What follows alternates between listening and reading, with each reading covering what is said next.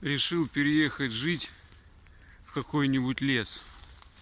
Надоел этот ваш технический прогресс. Хочется пожить не понарошку. С собой возьму только вилку и ложку. Я не зверь, чтобы жить без вещей совсем.